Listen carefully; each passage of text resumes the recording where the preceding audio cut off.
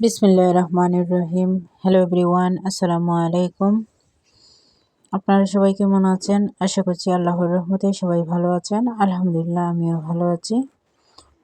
তো আমার এই ছোট্ট চ্যানেলে আপনাদের সবাইকে স্বাগতম।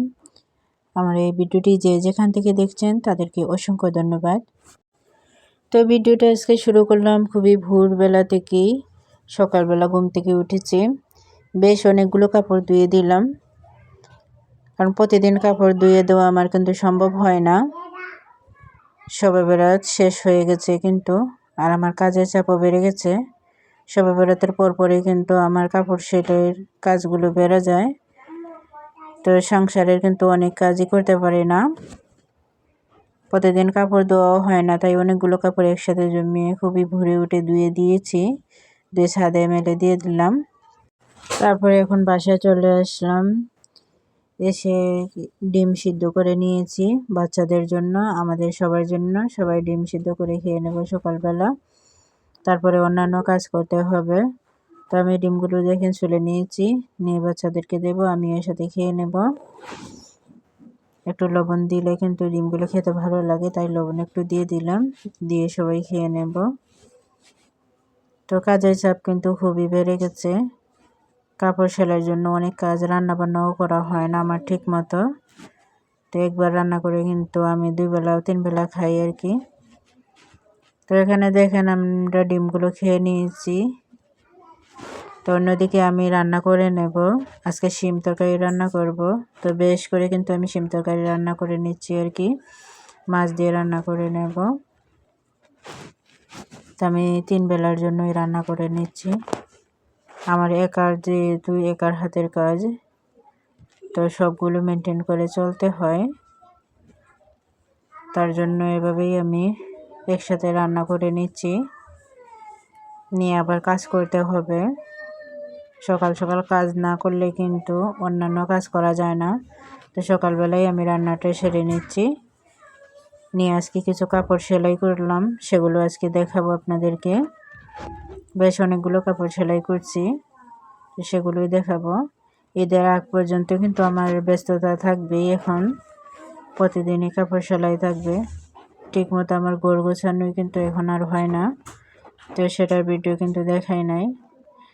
তো এই যে দেখেন আমরা রান্না করে আবার খেয়ে নিচ্ছি, খাওয়া দাওয়া শেষ।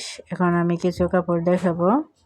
তো এগুলো সেলাই করে নিয়েছিলাম আগে, তো এটা দেখিয়ে দিচ্ছি। এই যে প্রথমে দেখিয়ে দিলাম একটা ভাইরাল ডিজাইনের গলার ডিজাইন আর কি। তো এটা কিন্তু সবাই পরে, এখন দেখছি খুবই ভাইরাল হয়ে গেছে এই ডিজাইনটা। তো এই ডিজাইনটা কিন্তু আমার কাছে খুবই ভালো লাগে। তো নিজের জন্য বানাবো অনেক দিন ধরে ভাবছিলাম, তো বানাতে পারি নাই। কিন্তু নিজের জিনিসপত্র বানাতে গেলে অনেক অলসতা লাগে।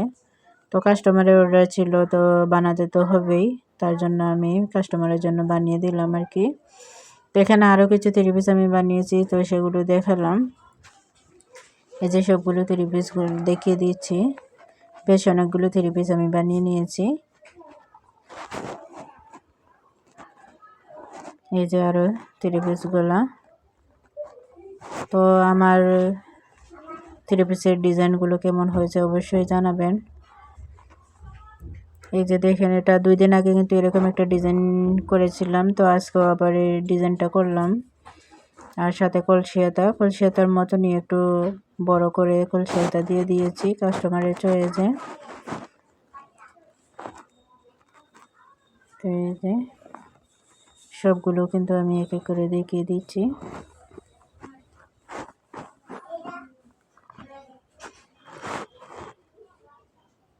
তো আমার রান্না বান্না করে কাজকর্মের সাথে সেলাই ভিডিওগুলো আপনাদের কাছে কেমন লাগে অবশ্যই জানাবেন। তার সাথে সেলাই ভিডিওগুলো দেওয়া যায় কিনা সেটাও অবশ্যই জানাবেন, কারণ আমি যেগুলো প্রতিদিন করি সেগুলোই আপনাদেরকে দেখানোর চেষ্টা করি।